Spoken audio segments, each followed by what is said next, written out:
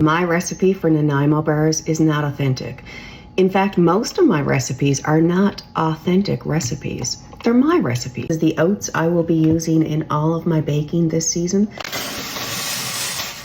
The Nanaimo Bar is a no-bake 3-layer square. It's a classic Canadian treat. The first layer of this cookie, the base.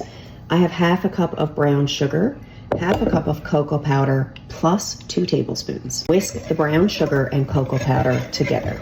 I have 2 beaten eggs here. I'm going to add 1 cup of hot melted butter to the cocoa and brown sugar. Whisk this together. I'm going to gradually add this beaten egg in. We want to temper it. You don't want to scramble those eggs. So whisk well and add them gradually. As you're adding the eggs, this mixture is really going to firm and stiffen up. And this is how it should be when you're done. Really thick, and it smells chocolatey and delicious. To this chocolatey base, I'm going to add 1 cup of the oats. Get them incorporated a little. I'm going to add 2 cups of shredded coconut. The coconut combined into the chocolate mixture as well. The authentic Nanaimo Bar recipe would now add walnuts. Instead of walnuts, I add graham cracker crumbs. 3 cups of them. I'm going to break them up with my hands. There's going to be bigger pieces, smaller pieces, crumbs. It gives me the texture that I want. Once I add half of the graham crackers, I'm going to mix that in before I add the next half. That completes my super textured chocolatey base. This will go into the prepared 9x13 pan. A lot of treats I only make in an 8x8 pan, but the Nanaimo Bar has to be a 9x13. In fact, I may end up making 2 or 3 trays of these before the season is out. Get this distributed evenly and pressed firmly into the bottom of the pan. I'm going to pop this one into the fridge while I make the second and middle layer. The middle layer of this cookie bar is where the magic is. Today, I'm increasing that layer to make it a little thicker so I can have more of that beautiful magic. 1.5 cups of butter that was softened and I just creamed with my mixer. The star of this entire bar is Bird's custard powder.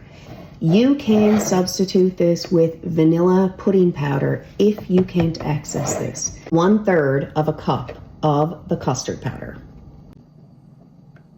2/3 of a cup of heavy whipping cream.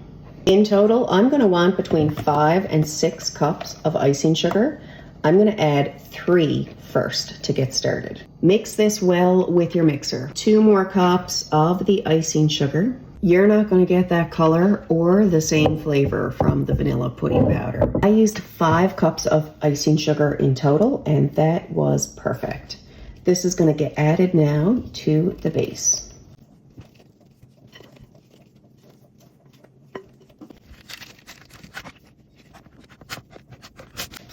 Lick the beaters and scrape that bowl clean. Maybe even take a full spoonful of that stuff right in your mouth. This is going in the fridge to chill while I make the chocolate for the top. I'm going to top those bars off with melted milk chocolate. I'm using 3 cups of chocolate chips and about a tablespoon of coconut oil, and I'm going to use the microwave method to melt this.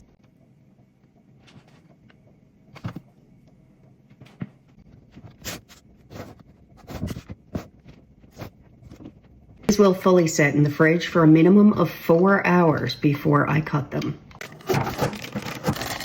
Before you start to cut a bar like this with a chocolate topping, run your sharp knife under very hot water. It will help from your chocolate cracking. The edge pieces here definitely fail the quality control standards.